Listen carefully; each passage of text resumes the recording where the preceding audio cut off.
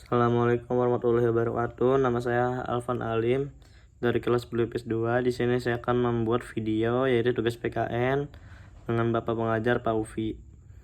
Pada video kali ini saya akan menerangkan tentang wawasan Nusantara.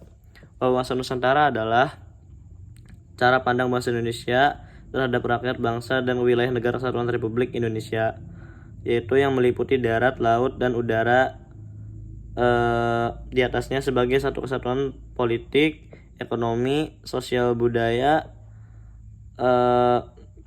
dan pertahanan keamanan.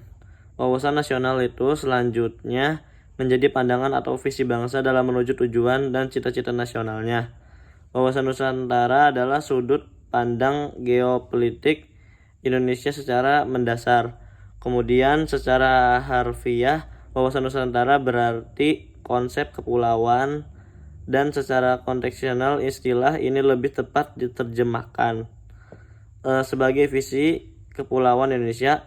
Wawasan Nusantara adalah cara bagi Indonesia untuk memandang dirinya sendiri secara geografis sebagai satu kesatuan antara ideologi, politik, dan ekonomi, serta masalah keamanan dan pertahanan. Konsep ini berupa untuk menjawab tantangan geografis yang melekat pada diri Indonesia sebagai negara yang terdiri dari ribuan pulau serta ribuan latar belakang sosial budaya penduduknya. Hal ini terkait dengan sikap negara yang mengutamakan persatuan dan kesatuan. Maka perairan yang terdapat di antara pulau-pulau itu harus dianggap sebagai elemen penghubung dan bukanlah sebagai faktor pemisah.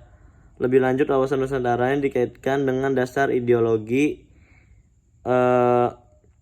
dan konstitusional, yakni sebagai cara pandang dan sikap bangsa Indonesia mengenali diri sendiri. Dan bentuk geografinya berdasarkan Pancasila pada dalam UUD 1945 ayat 3. Dalam pelaksanaannya, wawasan Nusantara mengutamakan kesatuan wilayah dan menghargai kebinekaan tunggal ika mencapai tujuan nasional. Kemudian latar belakang adalah falsafah Pancasila. Nilai Pancasila mendasari pembagian wawasan Nusantara. Nilai tersebut adalah: 1.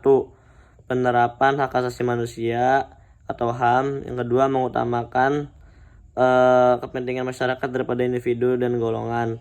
Yang ketiga adalah pengambilan keputusan berdasarkan musyawarah untuk mufakat. Aspek wilayah Nusantara. Pengaruh geografi merupakan suatu fenomena yang perlu diperhitungkan karena Indonesia kaya akan aneka sumber daya alam atau SDA dan suku bangsanya. Aspek sosial budaya, yaitu Indonesia terdiri dari atas ratusan suku bangsa yang masing-masing memiliki adat istiadat, bahasa, agama, dan kepercayaan yang berbeda-beda. Kemudian aspek sejarah. Aspek sejarah adalah Indonesia diwarnai oleh pengalaman sejarah yang tidak menghendaki terulangnya perpecahan dalam lingkungan bangsa dan negara Indonesia. Kemudian cukup sekian dari saya. Kurang lebihnya mohon maaf. Wassalamualaikum warahmatullahi wabarakatuh.